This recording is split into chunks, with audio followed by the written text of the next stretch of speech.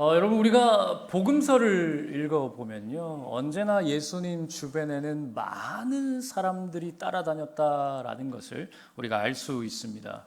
그래서 오늘 본문에도 28절 말씀을 보면 예수께서 무리가 자기를 애워싸는 것을 보셨다 이렇게 말씀하고 있거든요. 그만큼 예수님 주변에는 언제나 사람들이 이제 구름대처럼 이렇게 몰려든 것이죠. 그도 그럴 것이 예수님께서 전하신 그 말씀은 그 당대의 다른 서기관들과 다르게 권위 있는 말씀이었습니다. 그래서 그 사람들이 말씀을 듣는 것을 참 좋아했어요. 그래서 예수님 주변에 이제 몰려들었지요. 그리고 또한 예수님의 놀라운 말씀을 들었을 뿐만 아니라 예수님께 병 고침도 받고 귀신도 쫓겨나고 예수님이 근처에 지나가시기만 해도 놀라운 이적들이 나타나니까 이 수많은 사람들이 예수님의 주변에 언제나 몰려들 수밖에 없었습니다. 어쩌면 이러한 광경은요 요즘 말로 하면 예수님 열풍이다, 예수님 광풍이다 이렇게 표현할 수 있을 것 같아요. 자, 그런데 이런 무리의 환호는 예수님의 마지막 여정인 예루살렘 입성에서도 어김없이 나타났습니다. 여러분 마태복음 21장 8절 9절에 보면 이렇게 말씀하고 있습니다. 무리의 대다수는 그들의 겉옷을 길에 펴고 다른 이들은 나뭇가지를 베어 길에 펴고 앞에서 가고 뒤에서 따르는 무리가 소리 높여 이르되 호산나 다윗의 자손이여 찬송하리로다. 주의 이름으로 오시는 이여 가장 높은 곳에서 호산나 하더라. 자, 지금 수많은 사람들이 기대를 하다가 자기의 겉옷을 길게 펴고 또 종려나무 가지를 꺾어다가 길에 펴고 또 손에 종려가지를 흔들면서 앞에서 뒤에서 예수님을 따르면서 호산나 다윗의 자손이여 우리를 구원하소서 이런 찬송과 노래를 불렀다라는 것 아닙니까? 여러분 그때 광경을 한번 생각해 보세요. 눈으로 한번 머릿속으로 한번 생각해 보면 지금 남녀노소가 온 성에 모여서 지금 예수님을 열렬히 환호하고 있는 거예요. 그래서 이어지는 10절 말씀을 보면 예루살렘 온 성이 소동했다라고 표현하고 있으니 그날의 광경은 참 가히 열광적이었다라고 말할 그 말도 부족한 어떤 그런 상황이 아닐까 싶습니다. 자, 그런데 그렇게 예수님의 말씀을 듣기를 사모하고 예수님의 기적을 체험했고 또 예수님의 그 십자가 길에도 함께 동참하며 예수님을 높이기를 마다하지 않았던 이 무리들이 나중에는 어떻게 되었느냐? 여러분 마태복음 27장 20절부터 22절 말씀입니다. 대제사장들과 장로들이 무리를 권하여 바라바를 달라 하게 하고 예수를 죽이자 하게 하였더니 총독이 대답하여 이르되 둘 중에 누구를 너희에게 놓아주기를 원하느냐? 이르되 바라바로소이다. 빌라도가 이르되 그러면 그리스도라 하는 예수를 내가 어떻게 하랴? 그들이 다 이르되 십자가에 못 박혀야 하겠나이다. 자, 유대인의 명절이 오면 전례에 따라서 총독이 죄수 중에 한 사람을 풀어주는 그런 전례가 있었습니다. 그래서 바라바를 앞에다 놓고 예수님을 또한 앞에다 놓고 둘 중에 내가 누구를 풀어줄까라고 무리들에게 물었더니 이 무리들이 어떻게 이야기했다라고 성경에 말해요? 바라바를 놓아달라. 그리고 예수를 십자가에 못 박으라. 이렇게 외쳤다라는 것이죠. 자, 여러분 앞서 예수님의 말씀과 기적에 환호하며 호산나 호산나 다윗의 자손이여 하고 예수님을 찬송하고 높였던 이 무리와 지금 바라바를 놓아주고 예수를 십자가에 못 박으라 외치는 이 무리가 여러분 다른 무리일까요? 여러분 마태복음을 보게 되면 이들을 지칭하는 헬라어가 오클로스라고 해서 똑같은 단어를 사용하고 있습니다. 그러니까 지금 마태복음의 저자는요 이 무리나 저 무리나 다 똑같은 사람들이다라는 것을 우리에게 분명하게 가르쳐 주고 있는 것입니다. 자, 그렇다면 여러분 이쯤에서 여러분에게 한 가지 질문을 한번 드려볼게요. 자, 여러분 우리가 일반적으로 보통 예수님의 말씀을 잘 듣고요 또 예수님의 기적을 체험했고 예수님을 높이고 찬송하는 사람들을 뭐라고 부를까요? 그렇죠. 일부에 혹시 설교 들으셨어요? 여러분 어렵게 생각하지 마세요. 예수님의 말씀을 잘 듣고 예수님의 기적도 체험했고 예수님을 높이고 찬송하는 사람들을 우리는 성도라고 부릅니다. 제자라고 부릅니다. 예수님의 말씀을 잘 듣고 예수님의 기적을 체험하고 예수님을 높이고 찬송하는 사람들을 우리가 성도라고 부르지 않고 제자라고 부르지 않는다면 과연 우리는 누구를 제자라고 성도라고 부를 수 있겠습니까? 자, 그런데 문제는 뭐냐? 지금 마태복음이 이러한 사람들을 다 제자라고 부르지 않는다라는 것입니다. 아무리 예수님의 말씀을 잘 들었고 예수님의 기적을 체험했고 예수님을 찬송하고 높이는 사람이라 할지라도 그들을요, 그냥 오늘 마태복음은 무리라고 부릅니다. 그래서 마태복음의 저자는 이 무리들의 이야기를 통하여 오늘 우리에게 역으로 질문하고 있는 거예요. 당신은 예수님의 말씀을 듣고 있습니까? 당신은 예수님의 기적을 체험했습니까? 당신은 예수님을 높이고 있습니까? 찬송하고 있습니까? 그래서 혹시 당신은 스스로를 제자라고 생각하고 있습니까?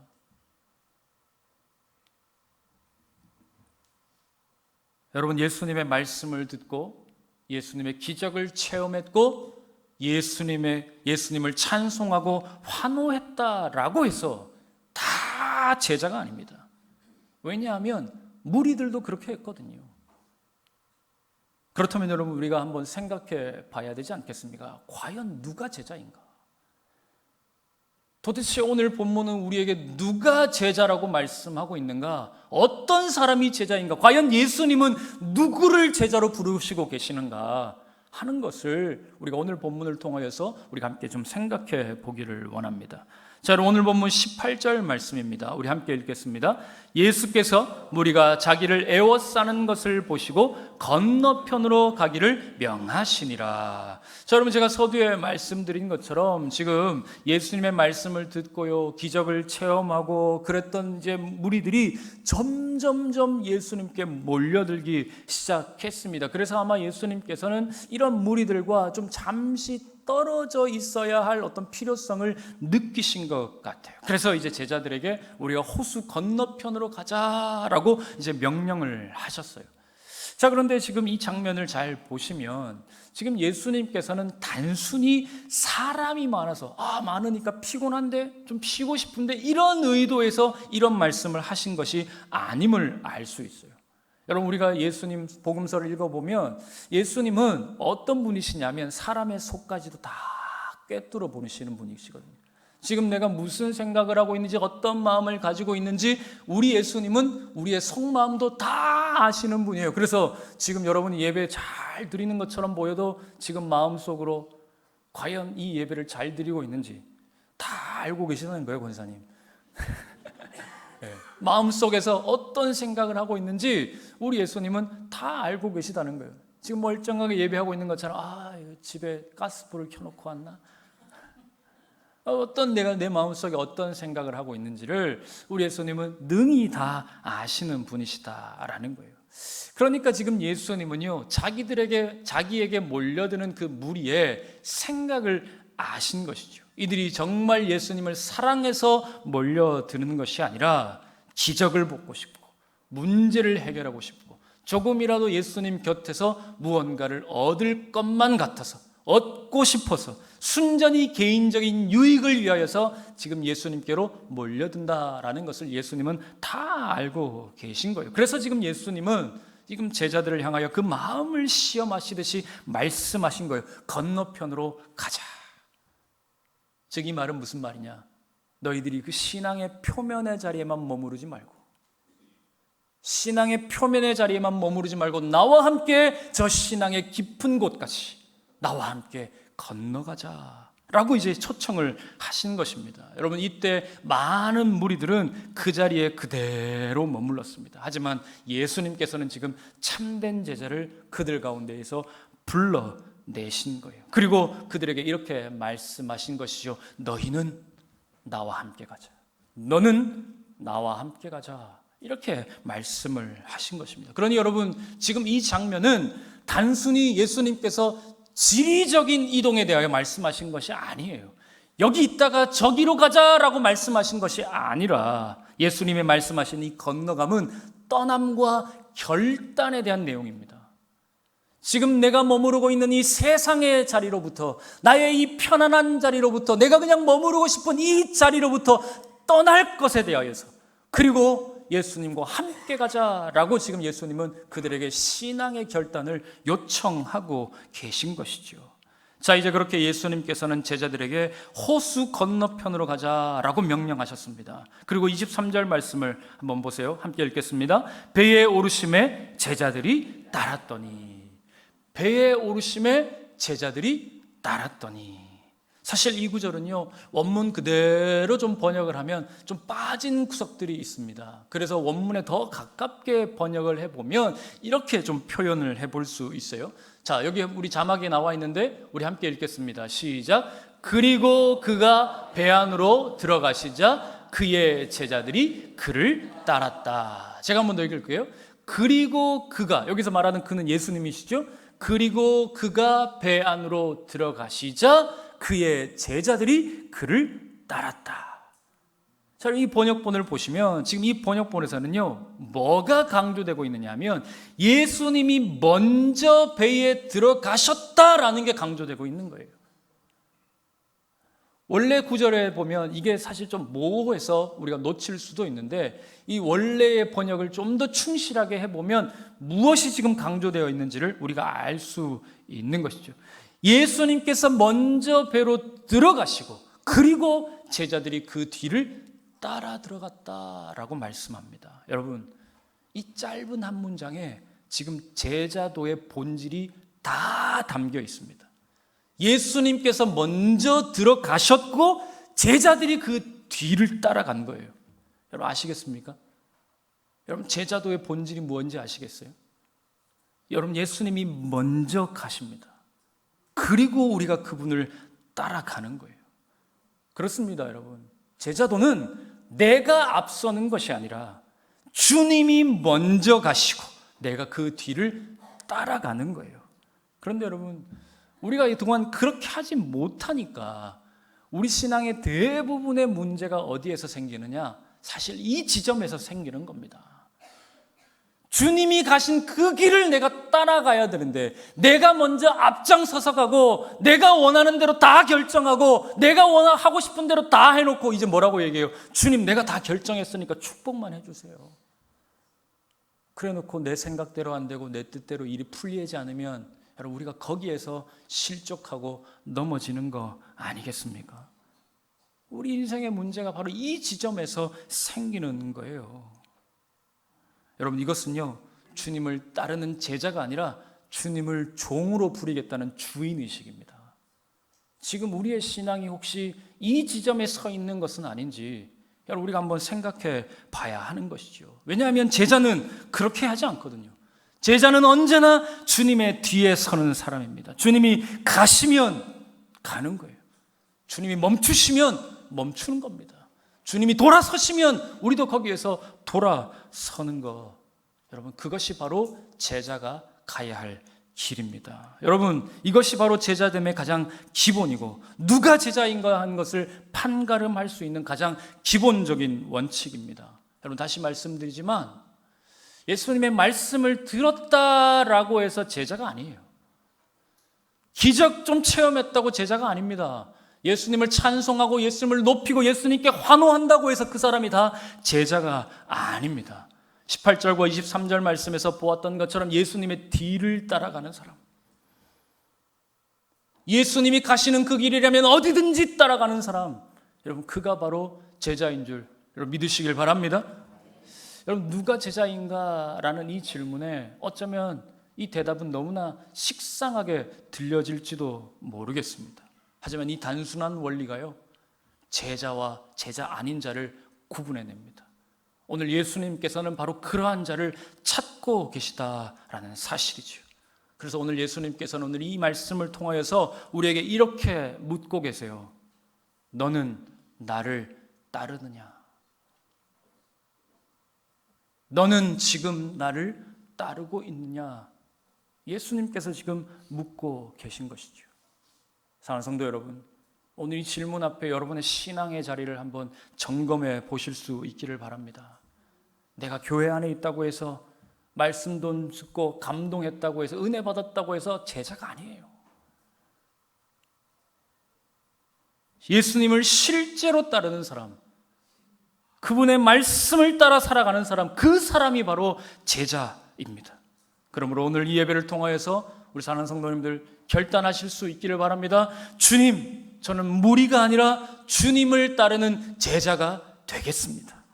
오늘 이 고백이 저와 여러분의 입술 가운데 흘러나와 오늘 이 본당을 가득 채울 수 있기를 주님의 이름으로 간절히 축원합니다. 자, 그런데 여러분, 이렇게 예수님을 따르는 자가 제자인데요.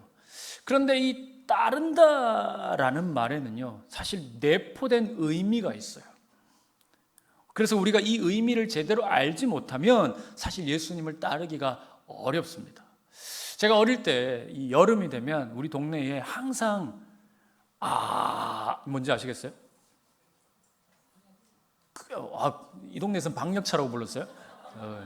저희는 동네에서는 어릴 때 모기차라고 불렀거든요. 대구에서는 이걸 모기차라고 불렀는데 여름만 되면 항상 모기차가 왔어요. 그러면 지금 생각하면 참 제가 왜 그랬는지 모르겠지만 저뿐만 아니라 온 동네 애들이요, 그 모기차 미친 듯이 따라다녔습니다. 흰 연기 그게 몸에 좋은지도 안 좋은지도 모르는데 입 벌려가면서 하면서 연기 다 마시고 막 그랬던 기억이 있어요. 자, 여러분 생각해 보십시오. 한글로 하면, 우리나라 말로 하면 모기차를 따르는 거나 예수님을 따르는 거나 똑같은 말입니다. 그렇죠? 모기차를 따른다, 예수님을 따른다, 다른 말입니까? 같은 말입니다. 그런데 여러분, 그 의미가 같습니까? 절대로 같을 수가 없어요. 모기차를 따르는 것과 예수님을 따르는 게 어떻게 같은 말일 수 있겠습니까? 대상이 다르기에 그 의미는 하늘과 땅만큼 완전히 차이가 나는 거예요. 그래서 우리가 한번 생각해 봐야 되는 거예요. 도대체 예수님을 따른다라는 말이 어떤 의미인가? 그 속에 담겨 있는 말이 어떤 의미인지를 우리가 함께 살펴보기를 원해요. 자, 첫째로 예수님을 따른다라는 말은요, 예수님을 아는 것을 의미합니다. 여러분, 우리가 예수님을 알아야 따를 수 있습니다. 자, 이건 반대로 생각해도 똑같아요.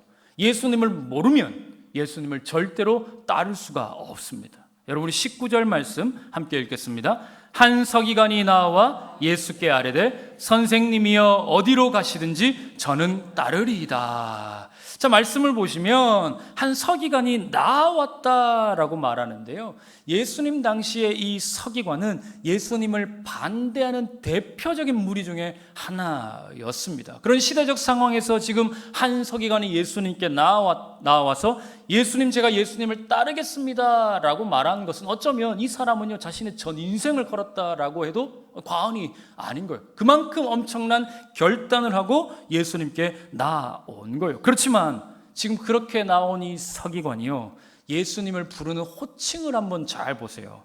그가 예수님을 뭐라고 부르고 있어요?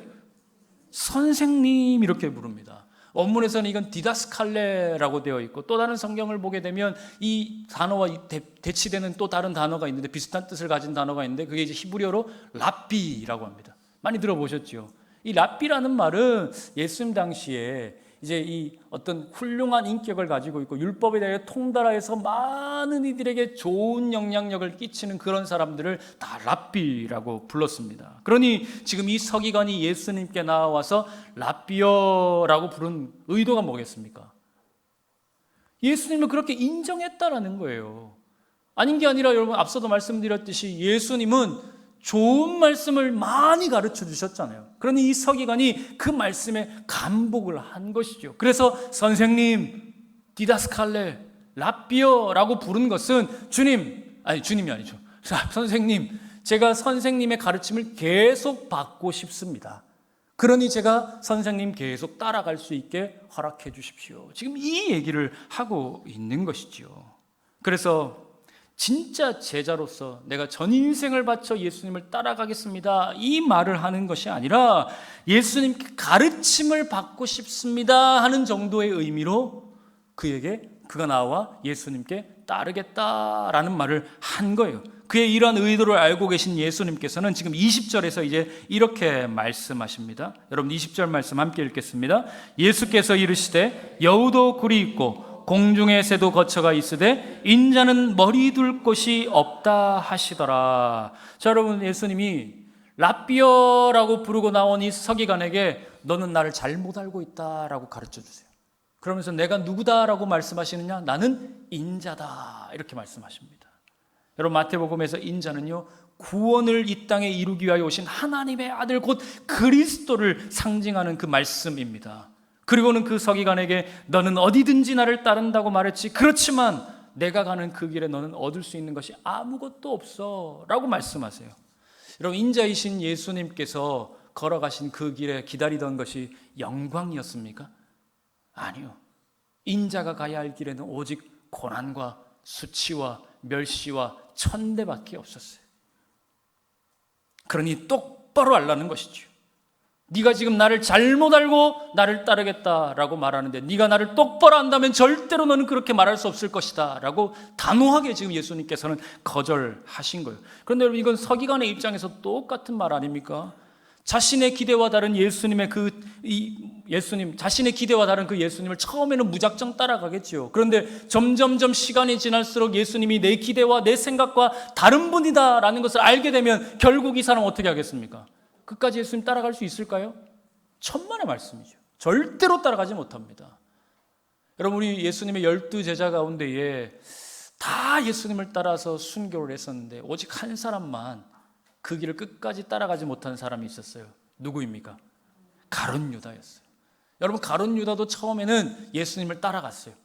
내 기대와 내 생각에 맞는 분이다 라고 생각해서 저분이 우리를 로마로부터 압제로부터 풀어낼 것이다, 구원해 주실 것이다, 이 땅에 새로운 나라를 세울 것이다 라는 그 생각과 그 기대를 가지고 예수님을 따라갔는데 점점점 시간이 지날수록 이분 그런 분 아니구나, 내 생각과 다른 분이구나 라는 것을 알게 되니까 결국 어떻게 합니까?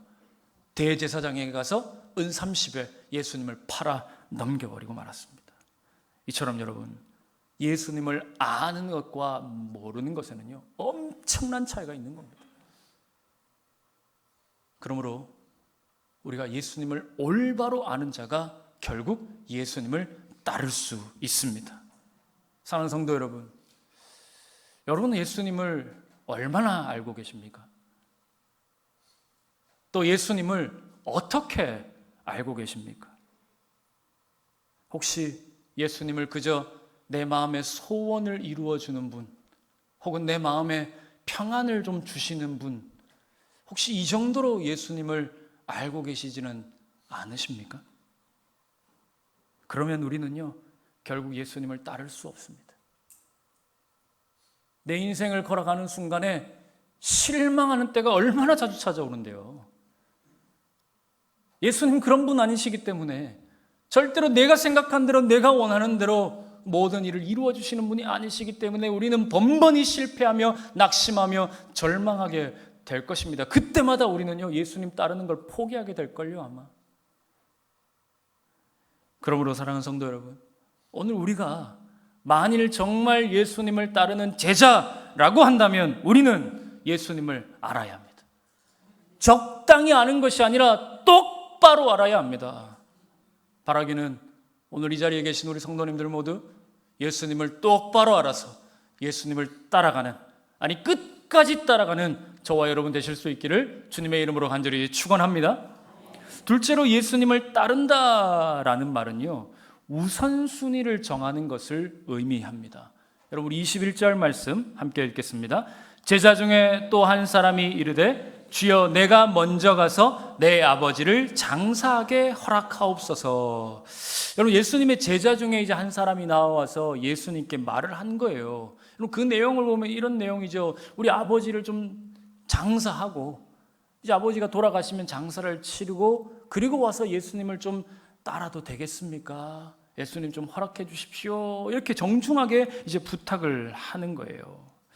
여러분, 예수님 당시에도 자녀가 부모를 공경하는 것은요, 굉장한 미덕으로 되어 있었기 때문에 이 일은 결코 이상한 일이 아니었다라고 해요. 더구나 부모님의 장례는 인생에서 가장 중요한 일이기 때문에 이 일은 어떤 일보다도 우선순위에 놓여 있었다라고 합니다. 그러니 이 제자가 지금 예수님께 먼저 부모님의 장례를 치르게 해달라라고 부탁한 것은 결코 이상한 일이 아니라 오히려 권장할 만한 굉장히 아름다운 일이었음이 분명합니다. 자, 그런데 여러분 22절 말씀을 한번 보세요. 예수님께서 뭐라고 말씀하시는지 우리 같이 읽겠습니다.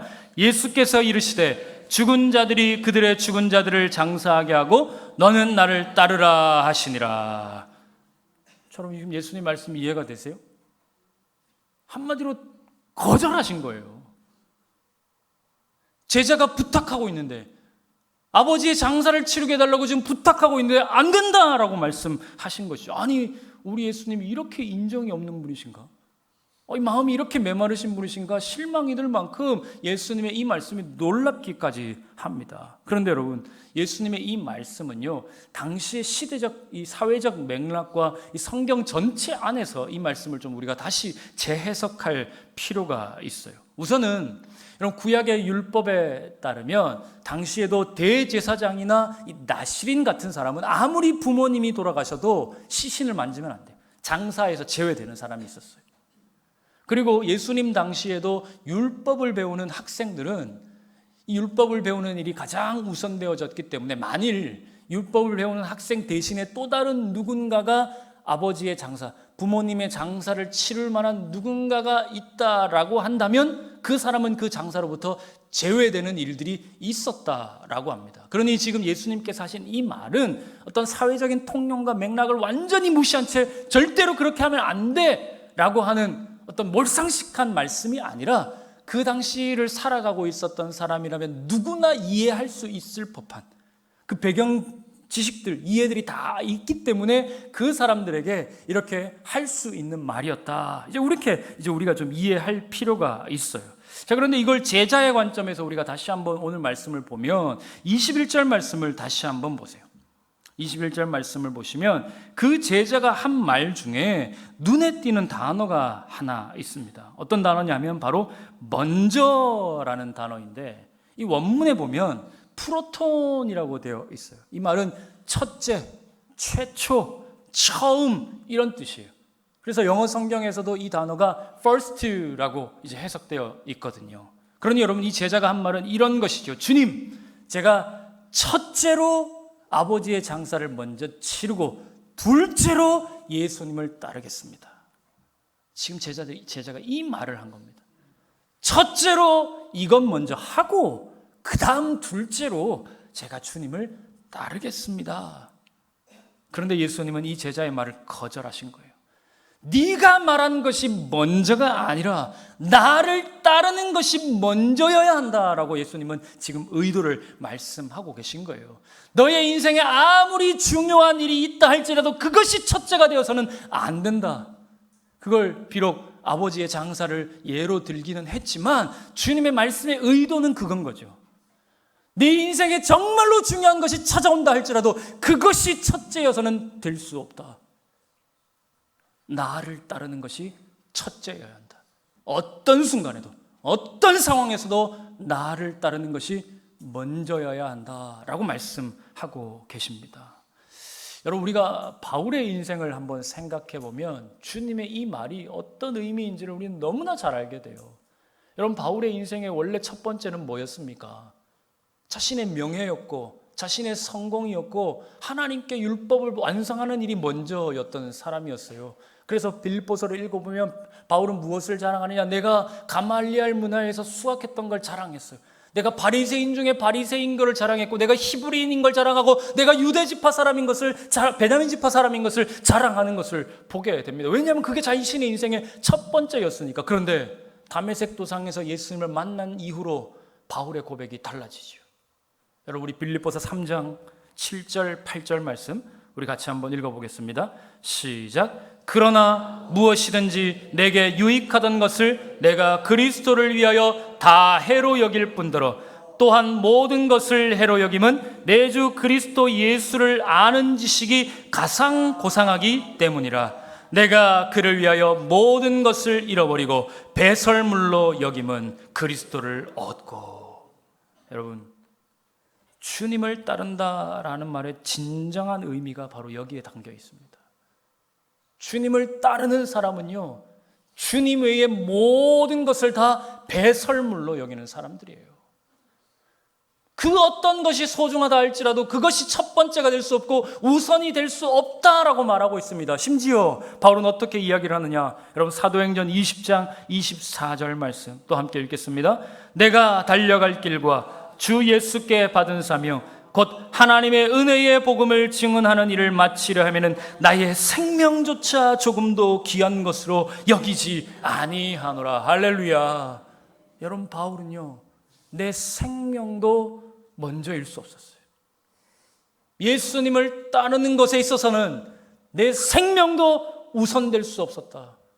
그것이 바울의 고백이었고, 아니 고백일 뿐만 아니라 바울은 실제로 그런 삶을 살아냈음을 여러분 우리가 너무나 잘 알고 있습니다. 그러므로 사랑하는 성도 여러분, 오늘 이 예배의 자리에서 우리는 우리의 우선순위를 다시 세워야 합니다. 여러분, 지금 여러분의 삶의 첫 번째가 무엇입니까? 내 인생에 가장 소중한 게 뭐예요? 진짜 여러분이 우선순위에 두고 살아가는 것이 과연 뭐냐라는 것이지요.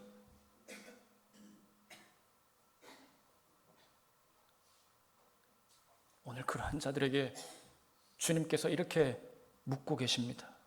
너는 나를 따르느냐? 너는 정말 나를 따르고 있느냐? 사랑하는 성도 여러분, 주님을 따르는 것이 먼저입니다. 어떠한 상황에도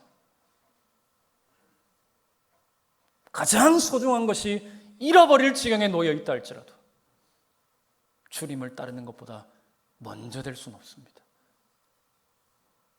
오늘 그 우선순위를 바로 세워 주님을 따르는 제자가 되는 저와 여러분 되실 수 있기를 주님의 이름으로 간절히 축원합니다.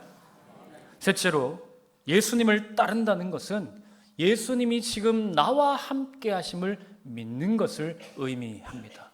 여러분, 우리 오늘 본문 24절, 25절 말씀 우리 함께 읽겠습니다. 시작.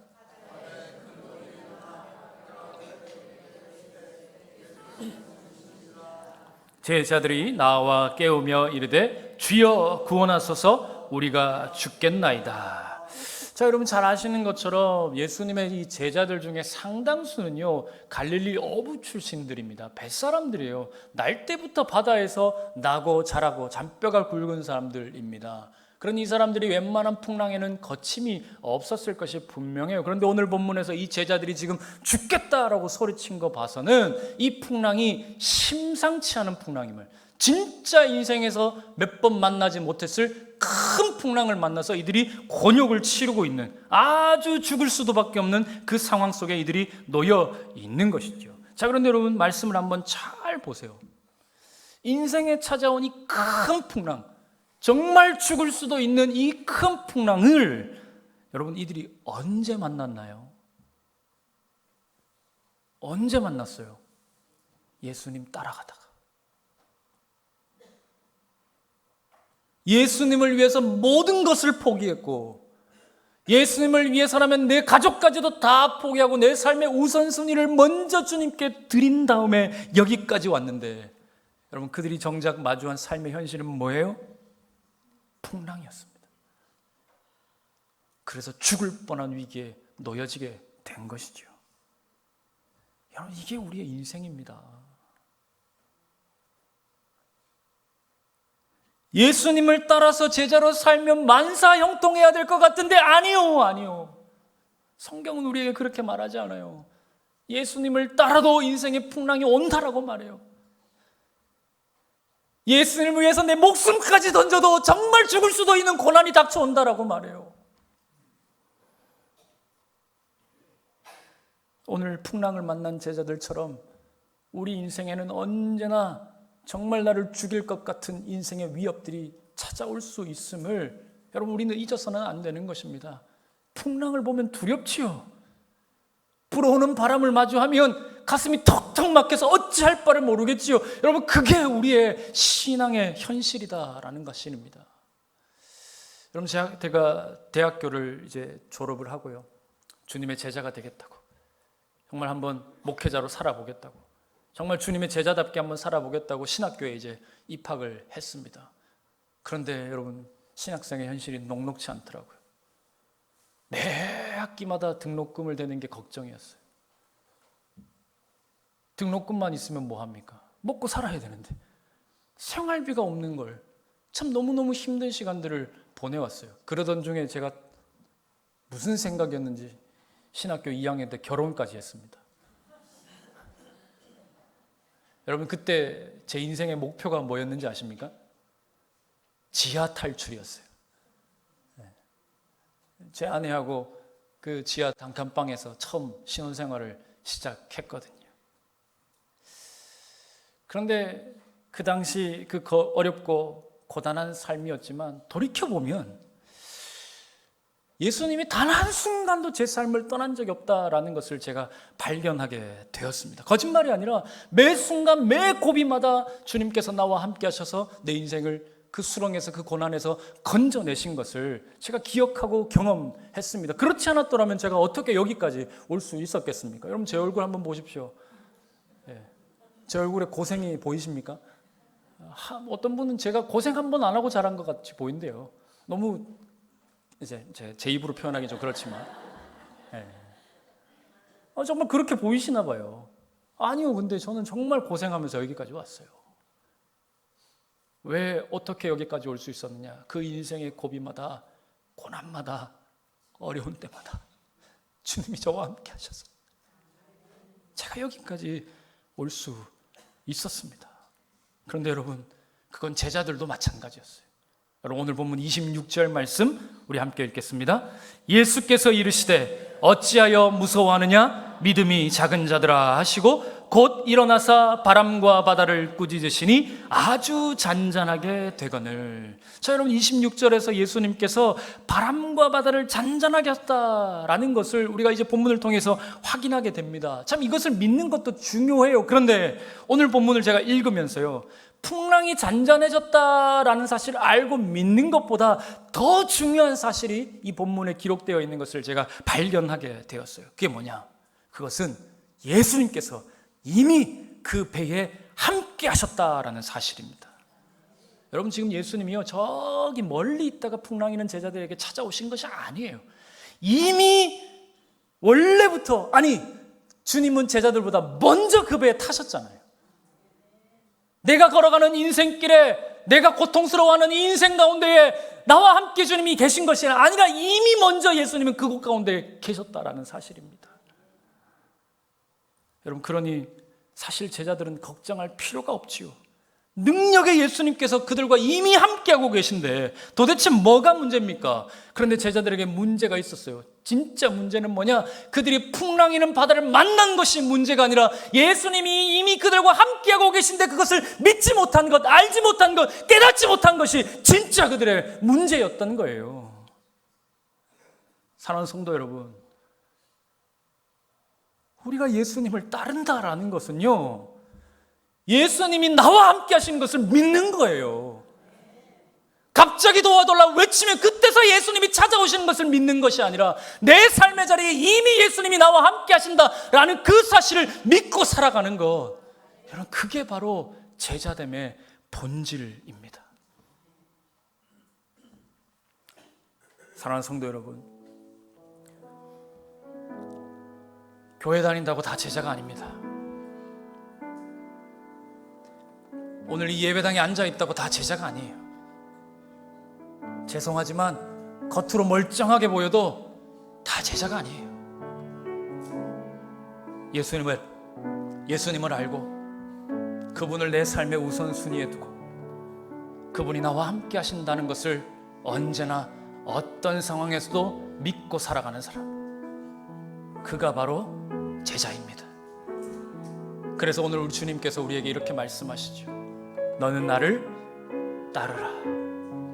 나와 함께 가자. 여러분, 오늘 이 부르심 앞에 응답하실 수 있기를 바랍니다. 나를 따르라 말씀하시는 그 주님의 부르심에 아멘으로 응답하실 수 있기를 바랍니다. 오늘 주님은 그런 자를 찾고 계시거든요. 진짜 주님을 따르는 제자, 언제나 어떤 상황에서도 주님 따르기를 포기하지 않는 그 한 사람, 오늘 하나님께서 찾고 계십니다. 누가 그 제자가 되시겠습니까? 너는 나를 따르라 말씀하시는 주님의 부르심에 순종하는 저와 여러분 되실 수 있기를 주님의 이름으로 간절히 축원합니다.